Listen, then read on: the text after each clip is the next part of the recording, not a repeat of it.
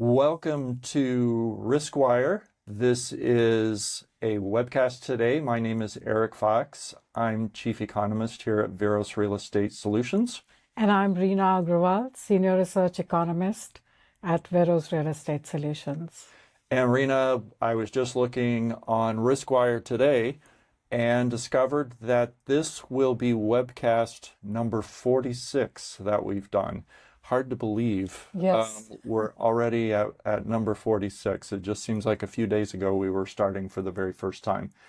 And we definitely like to welcome everybody today to the webcast. And we thought we would venture into a topic that's a little bit different than macroeconomic variables, interest rates, inflation, and so forth on the housing market, which we spoke about in great detail in some of these preceding webcasts. So a common narrative over the past few years is that investors are buying up the majority of the homes in the United States and making it impossible for everyday Americans to become homeowners because of the competition from investors.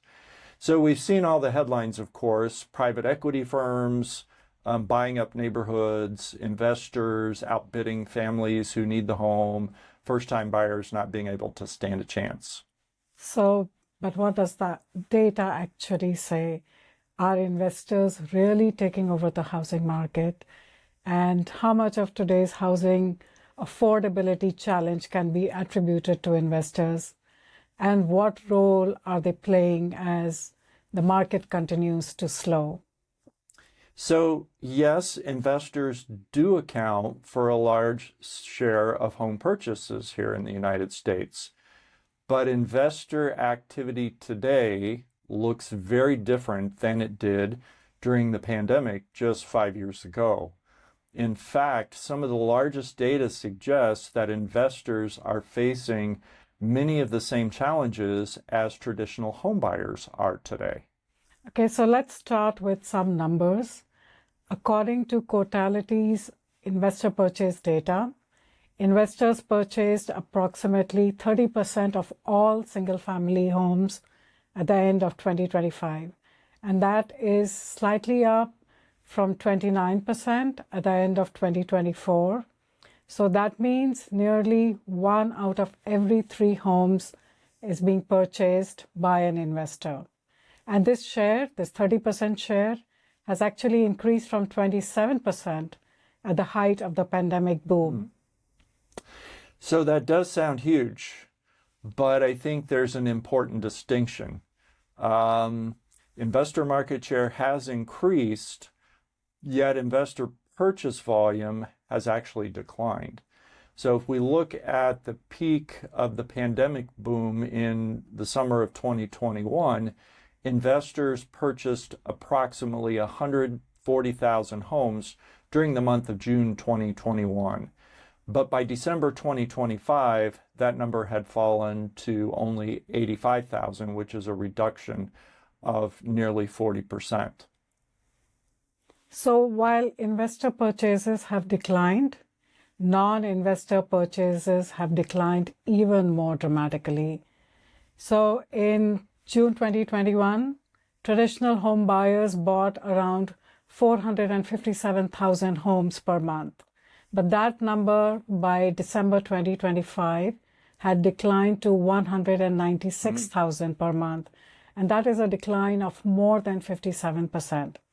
So investors aren't necessarily buying more homes. Instead, they are making up a larger share of a much, much smaller housing market.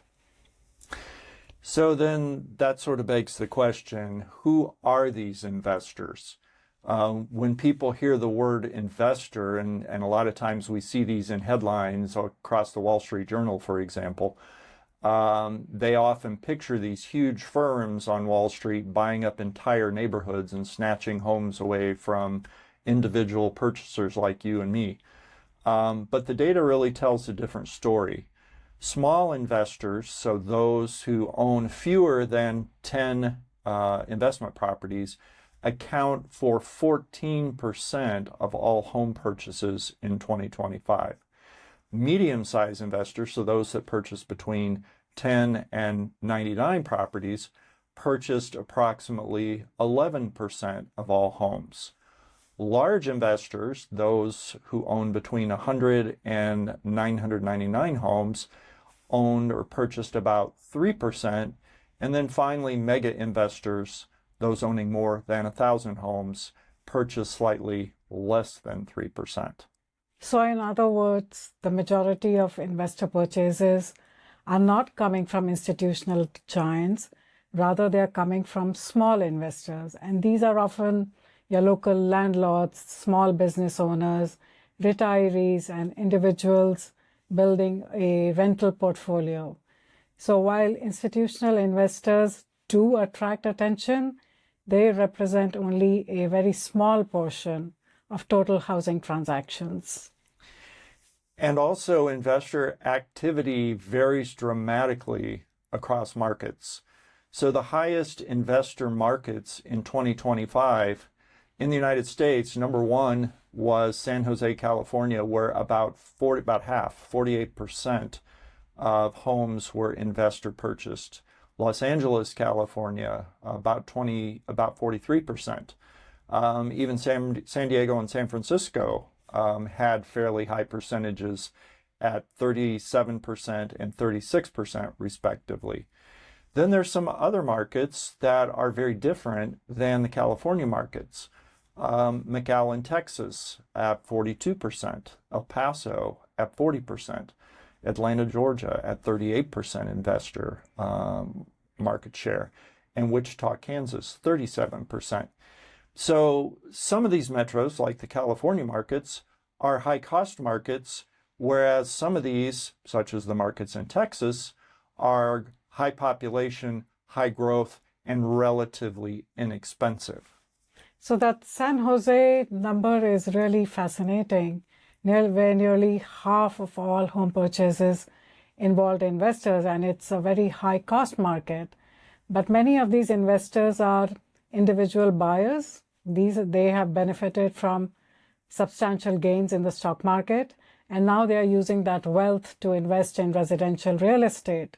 So actually, small investors in San Jose had a share of nearly 18%, and medium-sized investors had a share of nearly 15%, whereas large investors were less than 9% and mega investors were less than 7%.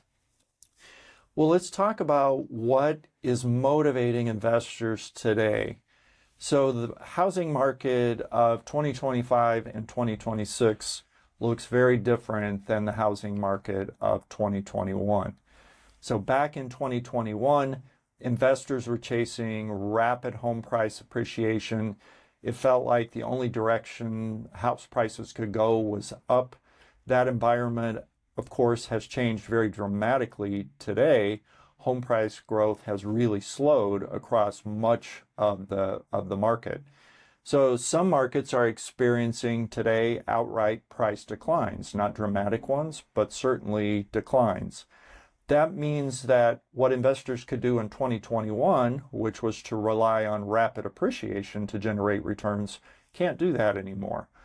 And at the same time, the cost today of owning rental properties has increased substantially. We've heard all the stories about how property taxes are going higher. Insurance costs, especially in markets like Florida and Texas, have gone higher. Maintenance expenses continue to increase. Construction and repair costs are higher than they were back in 2021. So all of these factors for homeowners and investors alike are reducing profit margins for investment properties. And of course, we have to talk about mortgage rates here. Higher borrowing costs make acquisitions more expensive for everyone, even the investors. But investors have one important advantage, and that is 50% of investor purchases are made with cash. So that gives them a significant edge over traditional buyers who need financing. Investors can close quickly, they don't need financing contingencies, and they aren't too affected by changes in mortgage rates. So given all of these challenges, then, why are investors still active? Why have they not just plummeted to zero? Well, first of all, and the key element is rental demand remains very strong because many households have been priced out of homeownership and remain renters longer than they were expecting. So that supports rental income. Secondly, investors are increasingly finding opportunities as inventory rises. So as housing market conditions are softening in many areas, some sellers are struggling to get the sales price that they want to get. So homes are sitting on the market longer, price reductions are becoming a lot more common. And so what happens? Investors are stepping in, and instead of going after rapidly appreciating house prices, many investors are now focused on acquiring homes at a discount to achieve that return. So looking ahead, we can say that investor market share is expected to remain relatively stable, at least for the first half of 2026. And ultimately, the future of investor activity comes down to two questions. Where do interest rates go from here? And when will traditional buyers feel comfortable enough to jump back into the market? If mortgage rates remain elevated, owner-occupied demand may continue to struggle, and that would likely keep investor market share relatively high, not because investors are buying aggressively, but because traditional buyers remain on the sidelines. On the other hand, if mortgage rates decline meaningfully, we could see a different outcome. Traditional buyers would suddenly regain purchasing power, housing affordability would improve, demand from owner-occupants would likely increase, and investor market share could actually decline as households re-enter the marketplace. So coming back to our question, are investors taking over the housing market? Well, they do account for roughly 30% of single-family home purchases today, but they are not buying homes at the pace they were during the pandemic. What's really happening is that traditional buyers have pulled back even more. Investors remain active because rental demand is strong, inventory is increasing, and opportunities for discounted purchases are becoming much more common for them. But investors are also facing slower home price growth, higher costs, and tighter margins. So the bigger housing story isn't that investors are taking over. It's just that the housing market remains constrained by affordability challenges, elevated mortgage rates, and a shortage of homes that everyday buyers cannot afford. Thanks for joining us today, and we'll see you next time. See you next time.